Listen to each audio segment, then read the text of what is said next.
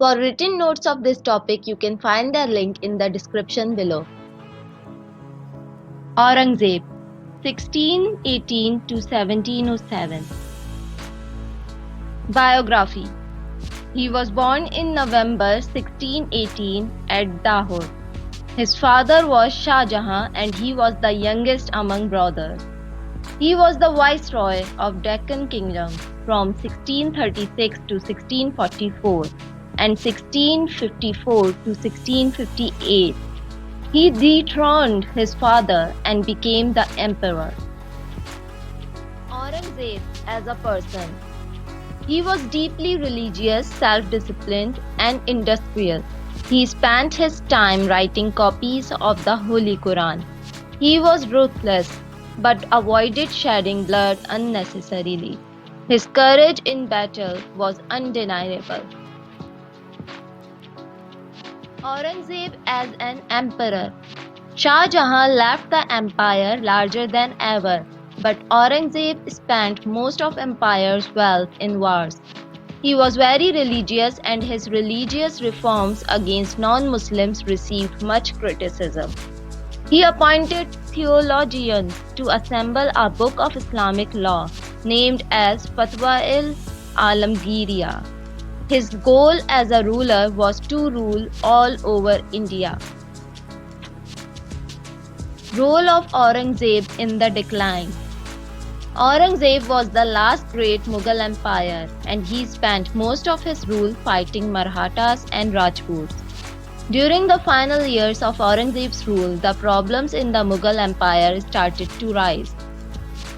Now we will discuss the major reasons that led to the decline of the Mughal empire. War against Marathas. He started the war against Marathas and created enemies for Mughals in the south region. The Marathas defeated the Mughal army in 1737 and took over Malwa.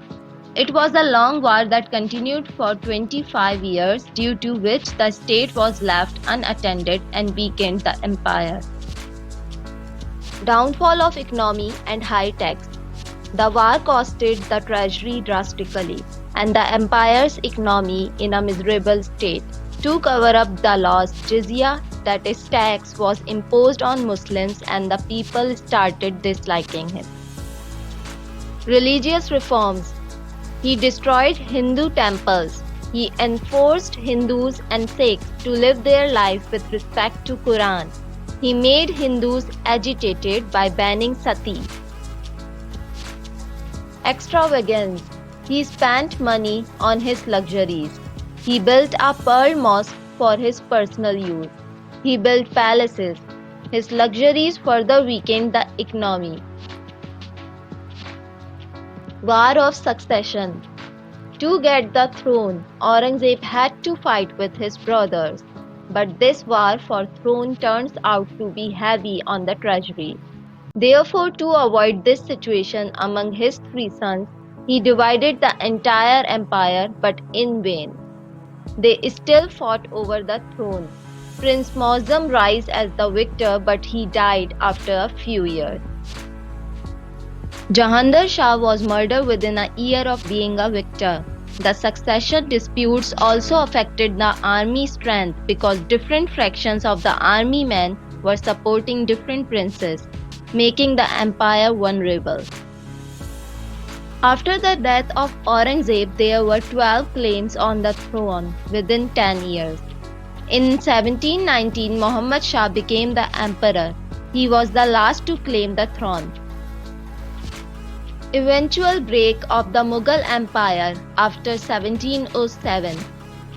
After the death of Aurangzeb, the Mughal Empire eventually declined and inevitably broke.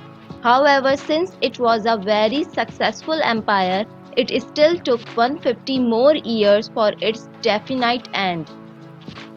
Challenges of the empire. It was an empire that was difficult to administrate. The disputes of succession take a huge toll on the treasury. Aurangzeb tried to defend it but failed. The cost on the wars to stop rebellions like Nadir Shah was heavy. Rebel by locals. Since the empire was very large, it became tedious to keep an eye on everyone and stop rebellion from the locals. The locals who were in power, such as the zamindars, built their armies. After the death of Aurangzeb, they grew stronger, denied paying tax, and refused any new emperor. Rebel by princes. As the Mughal Empire weakened, the princes started rebelling to rule areas independently. They tried to rule areas that are far from the emperor's reach and didn't make any contributions to the empire's treasury. Rebel by Nawab. The provincial governors, known as the Nawabs, were very important in carrying out the instructions for the emperor and the empire. Their loyalty towards the Mughals weakened as they became stronger and powerful. In the 1720s, the Nawabs separated themselves from the imperial control and stopped sending revenues to the empire's treasury. Rebel by Marathas. It was considered as the most serious reason for the decline of Mughals. Aurangzeb failed to defeat Marathas before his death. Under the leadership of Shivaji, Marathas' power expanded. In 1737, they defeated the Mughal army outside Delhi and took over Malwa. In 1760, they even captured Delhi. They became the most powerful people during the middle of the century. Invasion by Afghans and Persians. Since the Mughal Empire was divided within itself, it became vulnerable to external invasion. The first armed invasion was led by the Afghans and Persians.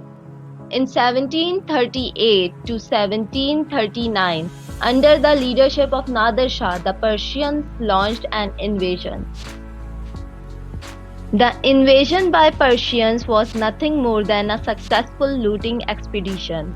They looted the famous peacock throne, jewels and gold and returned home. During 1747 to 1769, 10 invasions were launched by the Afghan leader Ahmad Shah in northern India. Military weakness and extravagance. The Mughal army became overconfident that resulted in their downfall. The Mughals became self-observant and started spending their wealth on personal pleasures. Role of East India in the decline of Mughal Empire. Background. During the 15th century, as the sea routes opened, new trade opportunities created for the Western world. The extravagance, wealth and splendor of the Mughals attracted the Europeans to do business in India. At first, the Europeans seemed completely harmless business traders. They were interested in Indian spices, cotton, gold, jewels, and metalworks to trade. Trading posts were established along with military outposts by Europeans, Dutch, Portuguese, and French with cooperation from the Mughals. Mughals saw the opportunity of higher profit by their trade and gave them their support. The British takeover. The East India Company was established by merchants. In 1750, the British East India Company gained supremacy among their competitors, especially French, in the form of British East India Company. The East India Company created a private army and played an integral role in the establishment of British rule. The decline of Mughals and the downfall of Marathas allowed British to take hold of India. They wanted to take control of all trade routes to eliminate competitors, as most of the trade passed through the subcontinent. The East India Company got bankrupt after the War of Independence 1857. The British government has seen the failure of the East India Company as an opportunity to take over India by blaming the company for the War of Independence. The British government seized assets of the company. British expansion in the subcontinent from 1750 to 1857. Resistance to British. In 1686, the East India Company refused to pay taxes to the Mughal Empire. Aurangzeb sent forces and defeated the British. Due to this defeat, a heavy fine was imposed on them by Aurangzeb to continue their trade. Additionally, in 1756, Sirajud-Dowla, the Nawab of Bengal, also attacked East India Company based in Calcutta. The British were again defeated and the city of Calcutta was captured. Both resistances show the power of Mughals had, while Aurangzeb was alive, as well as the bravery of local rulers after his death. The rise of British. In 1764, the rulers of Orissa, Bihar, Bengal and the Mughal Emperor Shah Alam II were defeated by British, strengthening their position in the subcontinent. In 1782, Warren Hastings, the first governor, ended the First Marathas War by signing an agreement removing the threat of Marathas' power looming over them. The Marathas was strong and didn't allow the British to capture their land but rather agreed for negotiations. Another Sikh ruler, Ranjit Singh, was a threat and would not have let the British enter into Punjab, but an agreement was signed of everlasting friendship in 1809. Tipu Sultan and Hyder Ali, the Nawabs of Mysore, also resisted British but were defeated and killed in 1799. In 1903, the Mughal Emperor of Delhi, Shah Alam, was forced by British that he was ruling under their protection, making the British the indirect rulers of Delhi. The Industrial Revolution and advanced weaponry of British also gave them an edge over the Indian rulers who were using the outdated weaponry.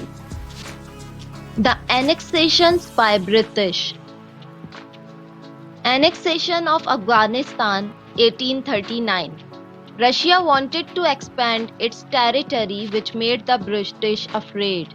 They invaded Afghanistan but faced many difficulties, including the locals and terrain.